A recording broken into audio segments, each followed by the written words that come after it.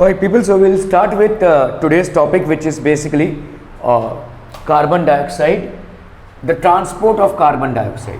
Okay, so primarily we will see that carbon dioxide is transported as sodium bicarbonate. Almost 70% of carbon dioxide is transported as sodium bicarbonate, which is a huge chunk basically. The major portion, this is basically the major part of transport of carbon dioxide. So what happens is carbon dioxide diffuses into the blood plasma and a small part of it combines with H2O to form carbonic acid. So it mainly diffuses into the blood plasma and a small part of it combines to form carbonic acid, and this is a very slow process. So ideally the process is very slow, so very small quantities will be formed.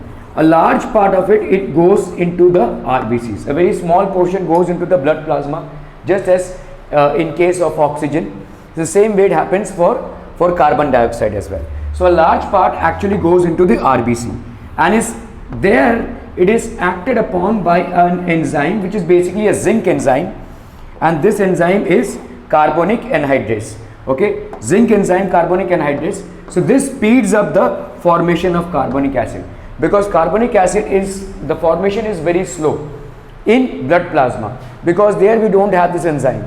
But in RBCs, the formation of carbonic acid speeds up to a great extent. I mean, far more is the speed out here than the speed here. So to a great extent it speeds up. This carbonic acid basically forms H plus and HCO3 minus ions. The hydrogen ions are buffered by Hb, okay, the hemoglobin, to form hemoglobinic acid. So the hydrogen ions are taken up by the hemoglobin to form hemoglobinic acid. Now these HCO3 minus ions, the bicarbonate ions, accommodate inside the RBC. Obviously there will be accommodation, okay, then diffuse out into the plasma. Because their concentration becomes more in the RBCs, they will diffuse out into the plasma where the concentration is less. So where they combine with Na plus to form sodium bicarbonate. That's where they combine to form sodium bicarbonate. In exchange, the loss of bicarbonate ions is balanced by chloride ions. So when these bicarbonate ions move out, the chloride ions basically come in, diffuse into the RBCs. So from the RBCs, the bicarbonate ions, due to their higher concentration, are moving into the plasma. Now bicarbonate ions are negatively charged particles, so obviously they will be balanced by chloride ions which come in, and this coming of chloride ions or diffusing in of chloride ions into the RBCs from the plasma is known as the chloride shift. Okay, bicarbonate ions move out and the chloride ions come in. So what happens is, if we just analyze this, carbon dioxide and water in the RBCs, they form carbonic acid, and this process is getting a booster from carbonic anhydrase. This is basically a zinc enzyme. And this is carbonic anhydrase. Okay, so carbonic anhydrase basically acts, and again this breaks down into H plus and HCO3 minus ions. The concentration of HCO3 minus ions increases. Why? Because the H ions are taken up by hemoglobin to form hemoglobinic acid. So these will go to form hemoglobinic acid, while there is a huge chunk of HCO3 minus ions. Now what happens is that oxyhemoglobin, being a weak acid, remains associated with potassium ions inside. So this is basically oxyhemoglobin. Oxyhemoglobin, we know that oxyhemoglobin is a compound, so that oxygen is carried to the tissues, and it again is an unstable compound. So being oxyhemoglobin is a weak acid, so it will remain associated with potassium ions. Okay, remains associated with potassium ions as KHbO2. Okay, potassium hemoglobinic acid. So this, in tissues, oxygen is released as hemoglobin also dissociates from K plus ions. So what happens when this goes into the tissues, the oxygen from here is released and the hemoglobin and potassium also separate out. So till the time oxygen is along with hemoglobin, this oxyhemoglobin is a weak acid, hence it keeps itself attached to potassium ions. The moment it reaches the tissues wherein the partial pressure of O2 is less as compared to those in the arteries, so the oxygen from the arteries will diffuse into the tissues and we will be left with hemoglobin and potassium. hemoglobin and potassium also separate out. Okay, now we'll come to this part. So here we have H plus ions, HCO3 minus ions, and KHB because it has dissociated. So H plus ions will actually combine with this hemoglobin to form hemoglobinic acid. This will form hemoglobinic acid, and this K plus will combine with this to form potassium hydrocarbonate. Okay, also this hydrocarbonate is basically released from the hemoglobin part. Okay, so it diffuses out into the plasma. Okay, so we will understand this more in a diagrammatic way, so as to have a clear concept of how this is entirely transported. Okay. Okay, so we have here the diagrammatic representation of transport of carbon dioxide. Okay, so here is basically the tissues. Okay, so take up of carbon dioxide from tissues. So carbon dioxide basically dissolves in the blood plasma. So here's how carbon dioxide from the tissues enters into the blood plasma, and carbon dioxide also enters into the RBCs. We have seen that a very small portion actually goes into the blood plasma, and approximately 70% of here it goes into the RBCs. What happens in the RBCs? Obviously carbonic acid is formed, and this carbonic acid formation is enhanced by zinc enzyme. Okay, this carbonic acid again dissociates into bicarbonate and hydrogen ions. Okay, this hydrogen ions combined with hemoglobin to form hemoglobinic acid, and this bicarbonate ion basically moves out. The concentration of bicarbonate ions becomes higher, and we know that when charges become higher across a membrane on one side, they will diffuse out. So this is basically negative charge and diffuses out into the plasma. This basically diffuses out into the plasma. Since bicarbonate ions have diffused out, they will be replaced by chloride ions which is present into the plasma, and they will go in, and this phenomena is known as the chloride shift. So this is how the carbon dioxide. So take up of carbon dioxide from the tissue to the blood is transferred by three means. So we have seen that these are three means out here. Now we will see the release of carbon dioxide in the alveolus. So what happens is carbon dioxide is dissolved in the plasma. We have seen carbon dioxide is dissolved in the plasma. This basically passes on to the alveolus. We know that there are three membranes between the alveolus and the blood capillaries. So the carbon dioxide, this is not the blood capillary, obviously the artery from the lungs, it is pumped the deoxygenated blood. So from the plasma it moves into the alveolus. Again we have in the RBCs, we have hemoglobin is carrying the carbon dioxide. The hemoglobin, which is carbon dioxide, is combined with the hemoglobin. See, hemoglobin carries both the things. It is carrying carbon dioxide and is carrying oxygen as well. Its affinity for oxygen is higher. Okay, so this, which is in combination carboxyhemoglobin, this is basically carboxyhemoglobin. This carbon dioxide also moves down into the alveolus, and the bicarbonate ions which are, see, this carbonic acid which was formed, this again dissociates into carbon dioxide and hydrogen, and this carbon dioxide moves here. Okay, now this HCO3 minus and H plus, the bicarbonate and the hydrogen ions, the bicarbonate ions now move in here, and the chloride ions again move out into the plasma. So the chloride ion balance is basically maintained. So the bicarbonate ions will move in from a region of their higher concentration to a region of their lower concentration, and the chloride ions will again shift back. Okay, so this is how the release of carbon dioxide in the alveolus happens. So the chloride ions inside the RBCs combine with K plus to form potassium chloride. So inside the RBCs they will form potassium chloride, and sodium bicarbonate in plasma forms an important buffering system and helps to neutralize any acids or bases formed. So it helps to basically neutralize any kind of acid or bases that are formed. We will look more into the details of it in the next one. So this is just a diagrammatic and pictorial representation of how carbon dioxide is basically getting transported. Alright, so we are going to talk about more about carbon dioxide transport, how basically the carbon dioxide is released. Okay, so what are the reasons for the release of carbon dioxide? There is one effect named obviously after the scientist, and this is known as the Haldens effect. Okay, so what does Haldens effect basically state? See, as more and more is the concentration of oxyhemoglobin, as more and more oxyhemoglobin is formed, which is basically formed by oxygen coming in through the alveolus in the blood. Okay, so oxygen, this will form oxyhemoglobin, more carbon dioxide will be released.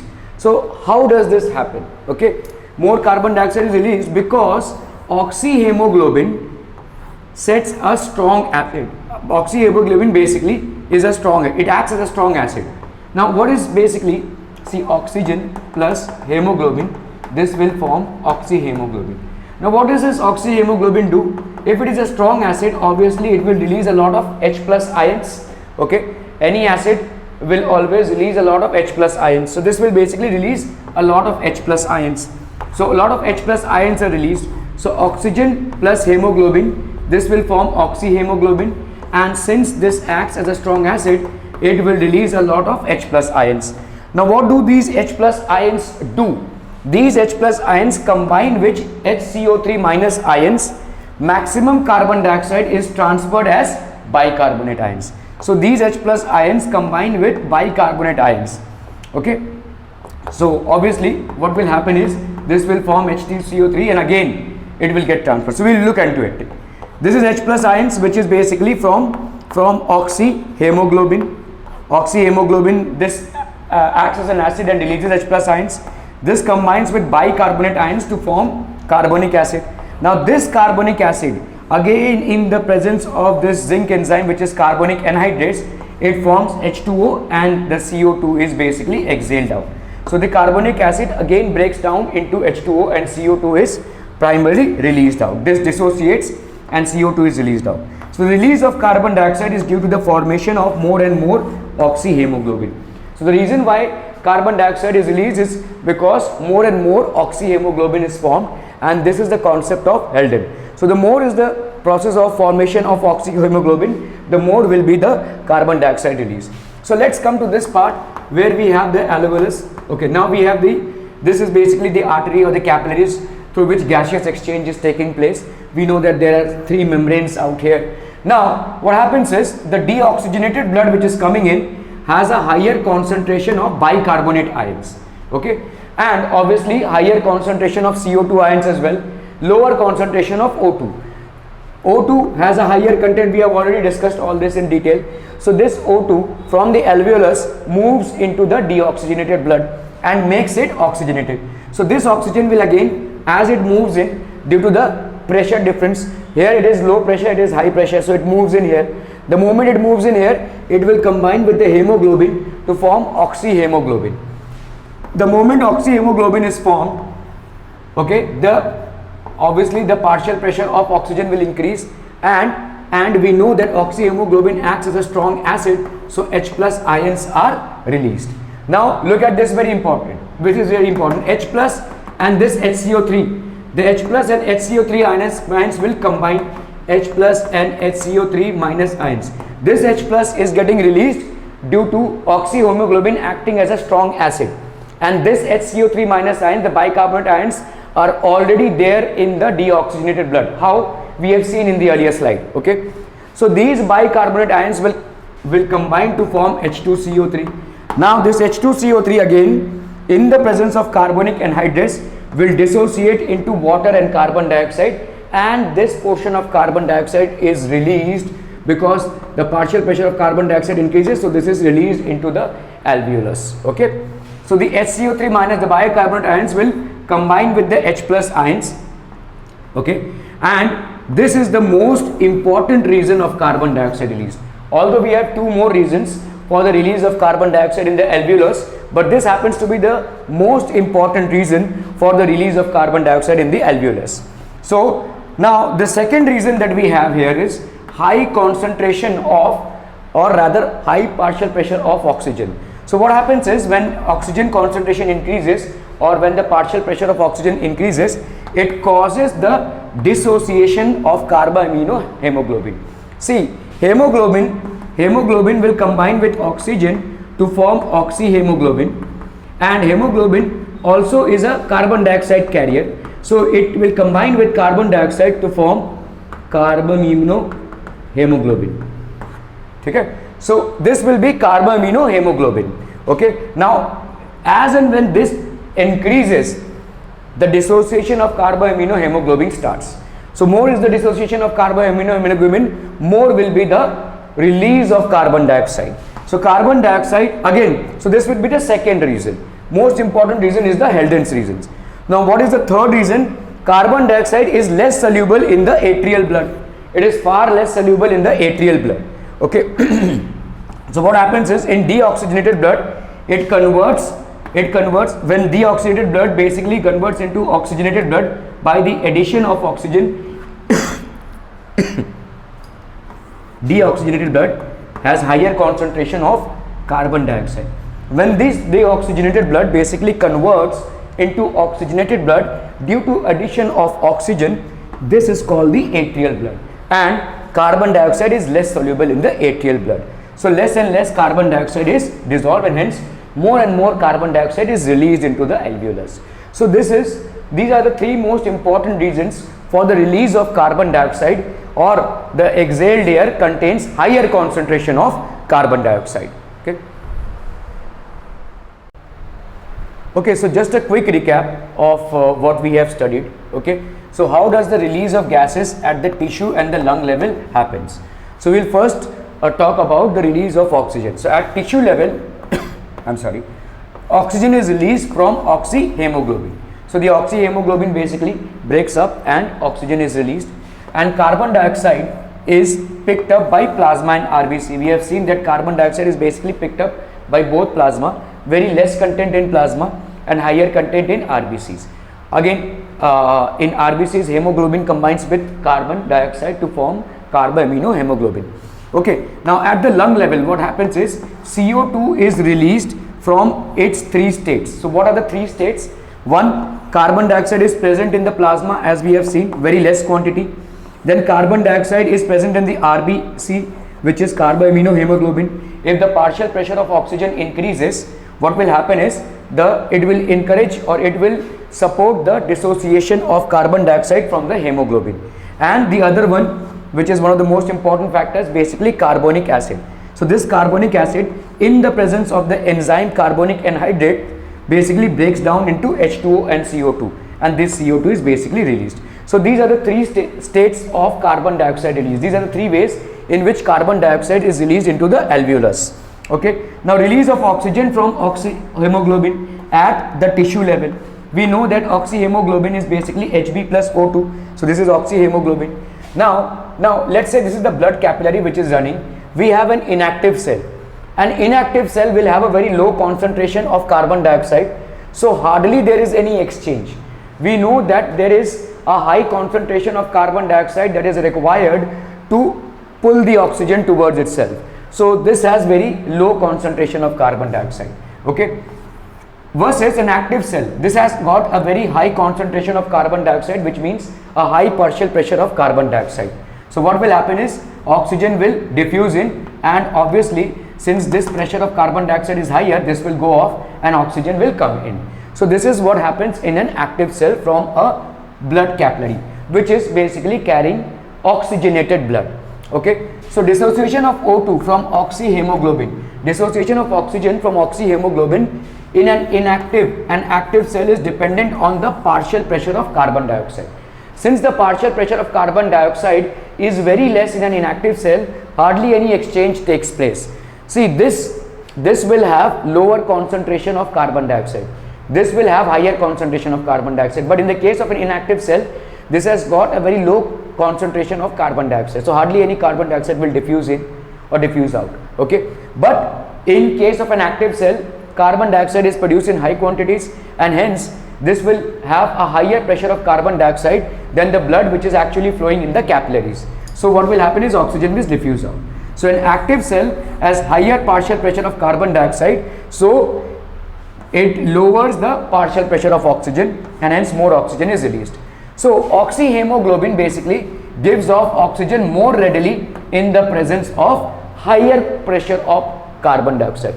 Oxyhemoglobin will actually dissociate, and that's how the oxygen will enter.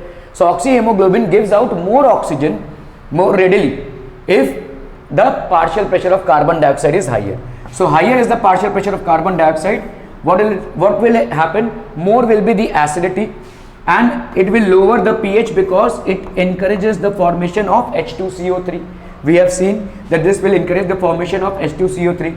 Okay, so all these factors, higher partial pressure of carbon dioxide, lower pH value, higher the acidity, okay, all these factors together favor the release of oxygen from the hemoglobin into the active cells. So this is how oxygen gets transferred. In a very quick recap, we will also see how carbon dioxide gets carried out. Okay, so just a quick recap of what we have studied. Okay, so how does the release of gases at the tissue and the lung level happens? So we'll first talk about the release of oxygen. So at tissue level, I'm sorry, oxygen is released from oxyhemoglobin.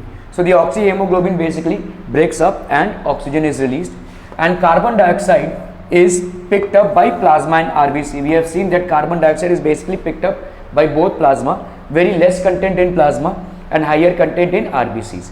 Again, in RBCs, hemoglobin combines with carbon dioxide to form carboaminohemoglobin. Okay, now at the lung level, what happens is CO2 is released from its three states. So what are the three states? One, carbon dioxide is present in the plasma, as we have seen, very less quantity. Then carbon dioxide is present in the RBC, which is carboaminohemoglobin. If the partial pressure of oxygen increases, what will happen is it will encourage or it will support the dissociation of carbon dioxide from the hemoglobin. And the other one, which is one of the most important factors, basically carbonic acid.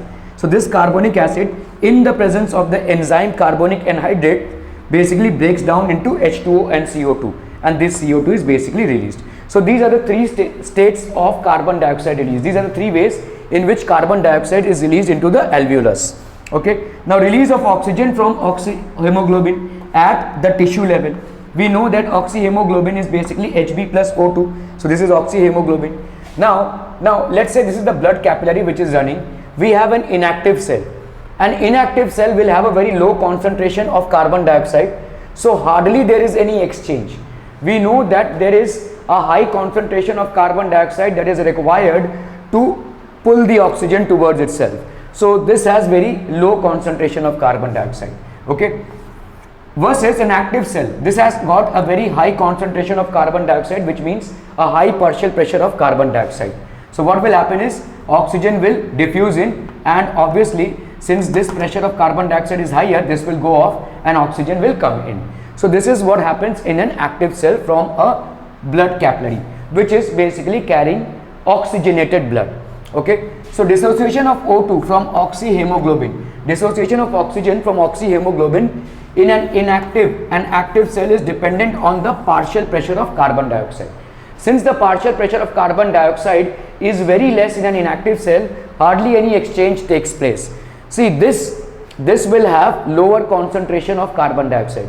This will have higher concentration of carbon dioxide. But in the case of an inactive cell, this has got a very low concentration of carbon dioxide. So hardly any carbon dioxide will diffuse in or diffuse out. Okay. But in case of an active cell, carbon dioxide is produced in high quantities, and hence this will have a higher pressure of carbon dioxide than the blood which is actually flowing in the capillaries. So what will happen is oxygen is diffused out. So an active cell has higher partial pressure of carbon dioxide, so it lowers the partial pressure of oxygen, and hence more oxygen is released. So oxyhemoglobin basically gives off oxygen more readily in the presence of higher pressure of carbon dioxide. Oxyhemoglobin will actually dissociate, and that's how the oxygen will enter. So oxyhemoglobin gives out more oxygen more readily if the partial pressure of carbon dioxide is higher. So higher is the partial pressure of carbon dioxide, what will happen? More will be the acidity, and it will lower the pH because it encourages the formation of H2CO3. We have seen that this will encourage the formation of H2CO3. Okay, so all these factors, higher partial pressure of carbon dioxide, lower pH value, higher the acidity, okay, all these factors together favor the release of oxygen from the hemoglobin into the active cells. So this is how oxygen gets transferred. In a very quick recap, we will also see how carbon dioxide gets carried out. Okay, so just a quick recap of what we have studied. Okay, so how does the release of gases at the tissue and the lung level happens? So we'll first talk about the release of oxygen. So at tissue level, I'm sorry, oxygen is released from oxyhemoglobin. So the oxyhemoglobin basically breaks up and oxygen is released, and carbon dioxide is picked up by plasma and RBC. We have seen that carbon dioxide is basically picked up by both plasma, very less content in plasma and higher content in RBCs. Again, in RBCs, hemoglobin combines with carbon dioxide to form carboaminohemoglobin. Okay, now at the lung level, what happens is CO2 is released from its three states. So what are the three states? One, carbon dioxide is present in the plasma, as we have seen, very less quantity. Then carbon dioxide is present in the RBC, which is carboaminohemoglobin. If the partial pressure of oxygen increases, what will happen is it will encourage or it will support the dissociation of carbon dioxide from the hemoglobin. And the other one, which is one of the most important factors, basically carbonic acid. So this carbonic acid, in the presence of the enzyme carbonic anhydrate, basically breaks down into H2O and CO2, and this CO2 is basically released. So these are the three states of carbon dioxide release. These are the three ways in which carbon dioxide is released into the alveolus. Okay, now release of oxygen from oxyhemoglobin at the tissue level. We know that oxyhemoglobin is basically Hb plus O2. So this is oxyhemoglobin. Now let's say this is the blood capillary which is running. We have an inactive cell. An inactive cell will have a very low concentration of carbon dioxide. So hardly there is any exchange. We know that there is a high concentration of carbon dioxide that is required to pull the oxygen towards itself. So this has very low concentration of carbon dioxide. Okay, versus an active cell, this has got a very high concentration of carbon dioxide, which means a high partial pressure of carbon dioxide. So what will happen is oxygen will diffuse in, and obviously since this pressure of carbon dioxide is higher, this will go off and oxygen will come in. So this is what happens in an active cell from a blood capillary, which is basically carrying oxygenated blood. Okay, so dissociation of O2 from oxyhemoglobin, dissociation of oxygen from oxyhemoglobin in an active cell is dependent on the partial pressure of carbon dioxide. Since the partial pressure of carbon dioxide is very less in an inactive cell, hardly any exchange takes place. See, this will have lower concentration of carbon dioxide. This will have higher concentration of carbon dioxide. But in the case of an inactive cell, this has got a very low concentration of carbon dioxide. So hardly any carbon dioxide will diffuse in or diffuse out. Okay. But in case of an active cell, carbon dioxide is produced in high quantities, and hence this will have a higher pressure of carbon dioxide than the blood which is actually flowing in the capillaries. So what will happen is oxygen will diffuse out. So an active cell has higher partial pressure of carbon dioxide, so it lowers the partial pressure of oxygen, and hence more oxygen is released. So oxyhemoglobin basically gives off oxygen more readily in the presence of higher pressure of carbon dioxide. Oxyhemoglobin will actually dissociate, and that's how the oxygen will enter. So oxyhemoglobin gives out more oxygen more readily if the partial pressure of carbon dioxide is higher.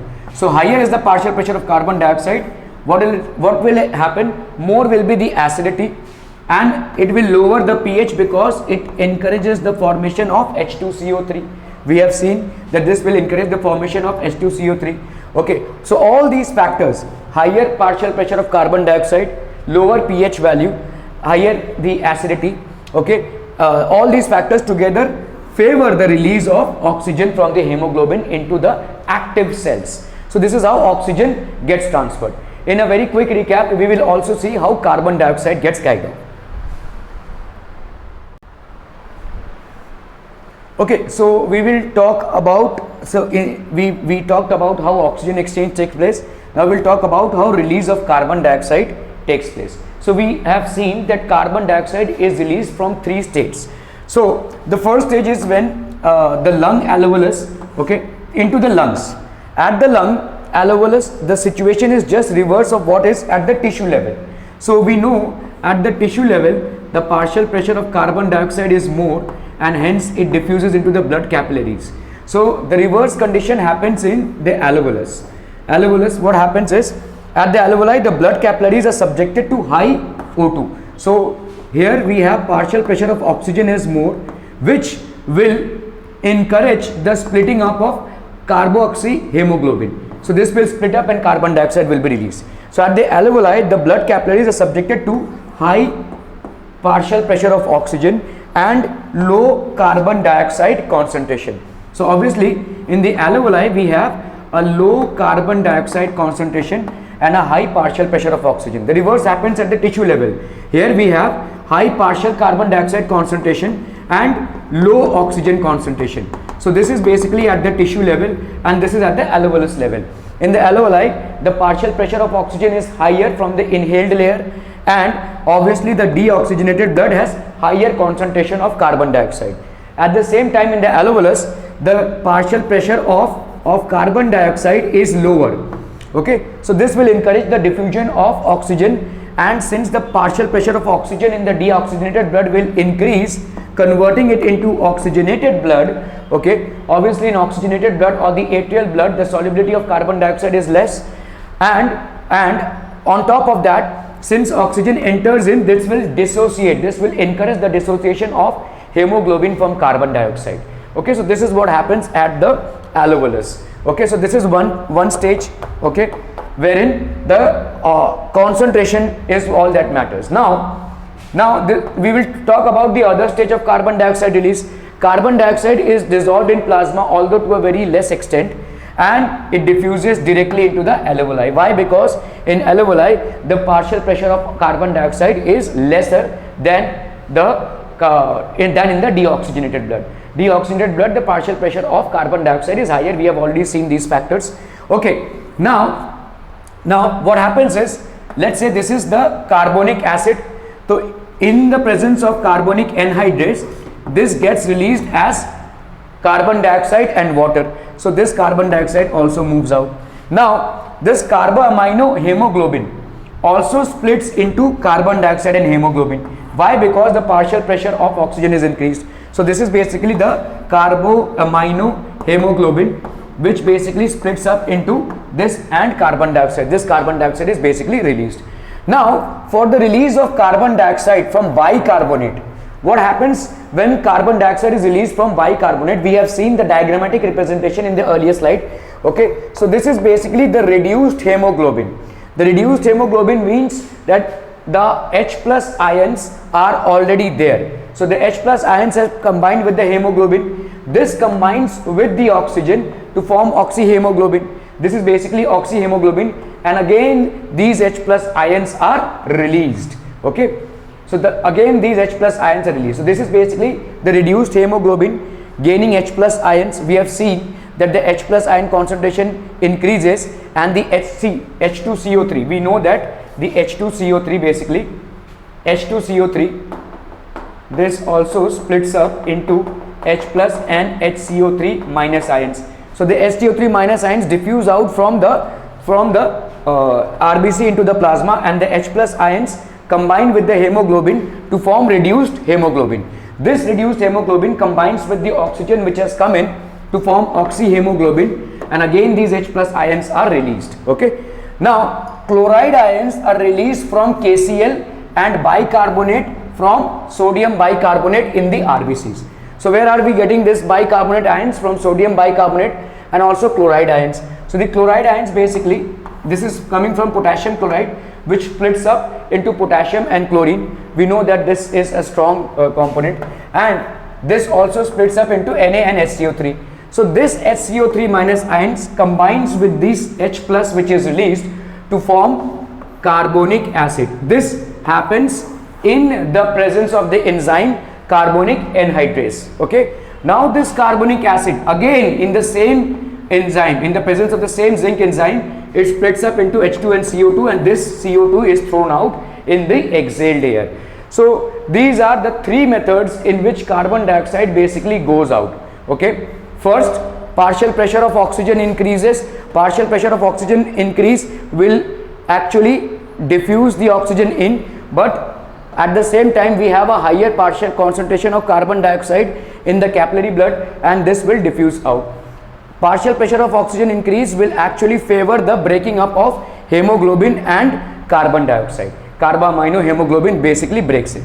And we have also seen that there is carbonic acid which is formed in the presence of carbonic anhydrase. It releases out carbon dioxide. Some amount of carbon dioxide is present in the blood plasma as well, and that is also released directly. So these are the three ways in which basically carbon dioxide is released into the alveoli. Okay, so we are going to now talk about the neural control on the entire respiratory mechanism. So how do nerves basically control this entire movement? Okay, so now if we see that to some extent breathing is involuntary function of the body. Okay, generally it is involuntary only. Whether you see, whether we wish it or not, it will continue happening, right? But there is some amount of voluntary control as well. Okay, so all these yogic asanas that we do, pranayam and all, in these we basically control the breathing. So can we control it voluntarily? Yes, to some extent, but you cannot control beyond a limit. If you stop your breathing, you can maybe stop it for some seconds. After that you will give up, right?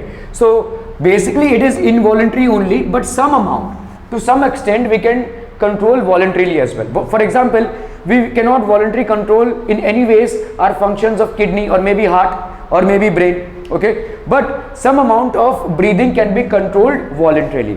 However, breathing basically is an involuntary function. Okay, so it can be temporarily interrupted. It can be temporarily interrupted by involuntary movement of voluntary muscles. Okay, by the involvement of voluntary muscles. So some voluntary muscles can temporarily control it, but it cannot be prolonged. It cannot be prolonged and it cannot be stopped altogether. Okay, so if we see the stimulation which happens, it's very strong. The stimulation basically is very strong and it is more than the voluntary. The stimulation is very strong, it is more than the voluntary. Okay, the respiratory rhythm. So the stimulation to breathe in is so strong that it overcomes the voluntary attempt to stop it. The voluntary attempt to stop it. The stimulation is so strong.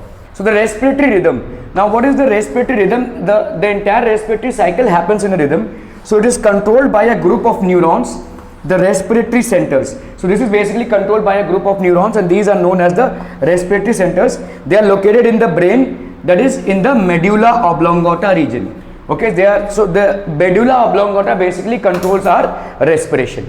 Okay, so different parts of the brain contain different activities. The medulla oblongata here is responsible for controlling respiration. Okay, there are three groups of respiratory centers. Respiratory centers, one is the dorsal respiratory group, which we are going to study now in this slide itself. One is the ventral respiratory group and the other one is pneumotoxic center. Pneumotoxic center, so we will see the pneumotoxic center is basically somewhere here. If we see the dorsal respiratory group, it is like this. The ventral respiratory group, it takes place of inspiration and expiration. The dorsal respiratory group, the inspiration takes care of the inspiration. These are basically the respiratory pathways which we have already seen. Okay, so what do we mean by the dorsal respiratory group? It is located in the dorsal part of medulla oblongata. So if you see, it is located in the dorsal part of medulla oblongata. What are its functions? It signals from these neurons. So it generates basic respiratory rhythm. It generates basic respiratory rhythm and these are transmitted to the diaphragm. So all these basic respiratory rhythms are transmitted to the diaphragm. Okay, so we will now see what is ventral respiratory system and all the other systems, and we will see what is basically the neural control, how it is controlling the mechanism of breathing and respiration. Okay, now we will look into the other. So we have seen the dorsal side and now we will see the ventral respiratory group. So where is this located? In the anterior arterial to the dorsal respiratory system. So it is basically on the opposite sides of the dorsal respiratory group. Now it remains inactive during normal respiration. So during normal respiration, this part will remain inactive and plays no role in basic respiratory rhythm. So when it is normal respiration, it has no role to play. The dorsal part will have a role to play, but this will have no role to play during normal respiration. However, it controls respiration during enhanced respiratory drive. Now during heavy exercises, okay, or when we are under anxiety and all, so our breathing rate normally increases. So controls respiration during enhanced respiratory drive. Okay, so enhanced means all of a sudden if there is a certain energy requirement by the body, then it will control it. Okay, so then it regulates both inspiration and expiration. So ideally during rest or during when we are just sitting or relaxing, this doesn't take any active part, but the moment the body recognizes an enhanced respiratory drive, it comes into play, and then it regulates both inspiration and expiration rates. Okay, now we have the pneumotaxic center. What is the pneumotaxic center? It is dorsally in the upper pons region. We know what is in the brains. Okay, it is located in the upper pons region. What does it do? It transmits signals to the respiratory area, primarily controls the switch off point of inspiration. So this basically controls the switch off point of inspiration. See, when we are inspiring, okay, there is a switch off point. Okay, now we have to stop inspiring. Now the expiration will take place. We cannot just keep on inspiring. Okay, so a strong signal from here leads to inspiration last only for 0.5 seconds. So this regulates in both ways. Okay, see, when you are sleeping, you will see that your breathing rate slows down. Why? Because your inspiration happens for a larger period of time. But when you are under heavy exercise, you will see that the inspiration and expiration, the breathing rate becomes fast. Okay, so why does it become that way? So it basically controls the switch off point. This pneumotaxic center controls the switch off point, and these are 2 points. One that happens during short intake, that is 0.5 seconds, and a weak signal from here allows inspiration for approximately 5 seconds, which means that when you are resting or when you are relaxing, this is the 5-second inspiration that happens. So that means that from the pneumotaxic center a weak signal has gone. Okay, when the pneumotaxic sensor sends a strong signal, the switch off point is after 0.5 seconds. So after 0.5 seconds expiration will happen. Again for 0.5 seconds inspiration will happen. So that's how the breathing rate is controlled. So it is as per the energy requirement of our body. So pneumotaxic center basically is the switch off point. So the dorsal point, the dorsal side basically takes part in active inspiration and expiration. This remains inactive during normal respiration and plays no role in basic respiratory rhythm, and it is only during enhanced respiratory system. This basically controls a strong signal from it will make the inspiration last for 0.5 seconds, and a weak signal from it will make the inspiration last for 5 seconds. Okay, now we have respiratory centers. So it's just not the neural control, we have some chemical control as well. So what is the chemical control here? This chemical control of respiratory rhythm is encouraged by increase in partial pressure of carbon dioxide and H+ ions. How is this increase detected? This is detected by chemoreceptors, which are present in carotid and aortic arches. So these are basically present, these chemoreceptors, they basically detect an increase in partial pressure of carbon dioxide and H+ ions, and this triggers a stimulation, and this increases the ventral rate. Okay, the ventilation rate basically increases due to this. Okay, so oxygen has no such effect. Okay, oxygen, the increased pressure of oxygen will have no such effect. It will only be influenced by the increase in partial pressure of carbon dioxide. Okay, so these are certain control centers that influence the control centers of the brain, which influence the respiratory rhythm. The respiratory rhythm needs to be maintained, otherwise everything will go haywire.